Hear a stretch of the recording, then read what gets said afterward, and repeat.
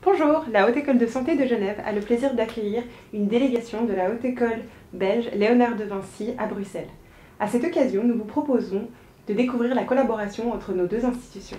J'ai le plaisir d'accueillir Madame Willems, Madame Merlot, qui sont toutes deux responsables des relations internationales au sein de la Haute École de Léonard de Vinci. J'accueille également Madame Barbara Rau, responsable des relations internationales au sein de la Haute École de Santé de Genève. Mesdames, je vous laisse la parole. Voilà, donc merci d'avoir accepté cet entretien. La première question, c'était en fait de savoir comment a commencé ce partenariat entre nos deux écoles. Mais c'est une belle histoire en fait, puisque c'est une étudiante de chez nous qui souhaitait faire un stage à Genève pour accompagner son compagnon. Et alors on lui a dit de trouver par elle-même, puisque nous n'avions pas de convention à l'époque. Et elle a eu ce contact avec votre haute école et elle est revenue tellement enthousiaste que finalement on a pérennisé cet accord et ça a été le début de notre aventure commune. Voilà, donc cette aventure a duré 10 ans. Elle s'est développée avec la filière nutrition diététique, la filière sage-femme, la filière TRM. Et puis maintenant, on est donc en cours de renouveler ce partenariat avec, si possible aussi, la filière physiothérapie. Voilà, on avait une deuxième question, c'est quels sont les bénéfices de ce partenariat pour les étudiants et les étudiantes?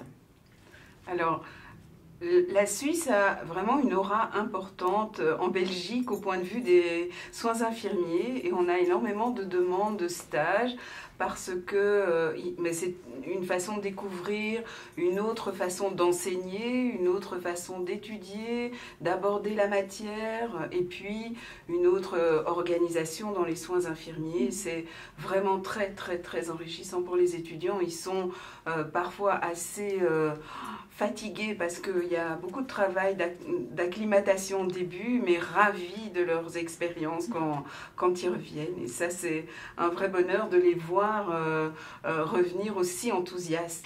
En fait, nos étudiantes sont aussi complètement ravis de leur expérience.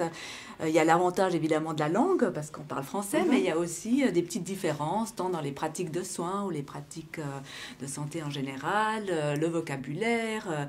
Et en fait, pour la Haute École de Santé, le pôle service des relations internationales, c'est aussi très agréable de savoir que nos étudiants vont acquérir les compétences qui sont décrites dans le référentiel à la fin d'une formation pratique ou bien d'études.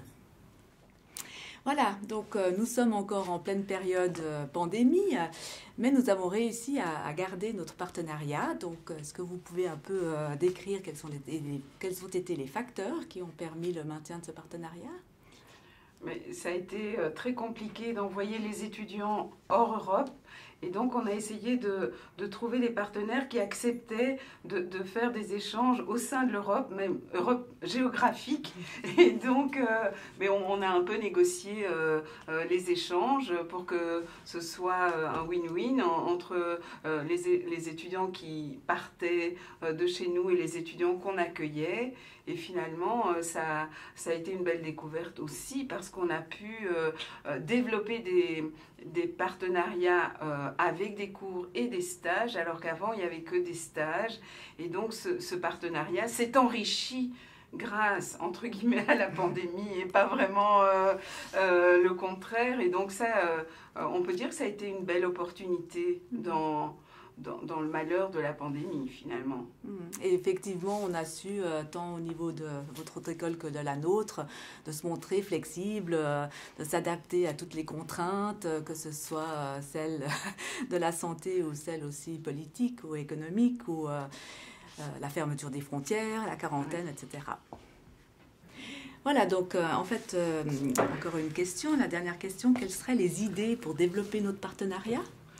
Et donc c'est de pérenniser cet échange cours-stage, parce que ça a été vraiment un feedback exceptionnel de la part de nos étudiants.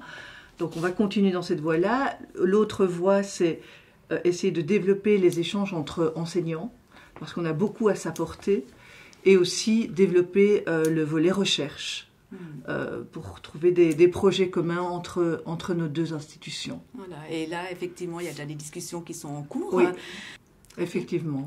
Merci. Merci à vous. Merci aussi.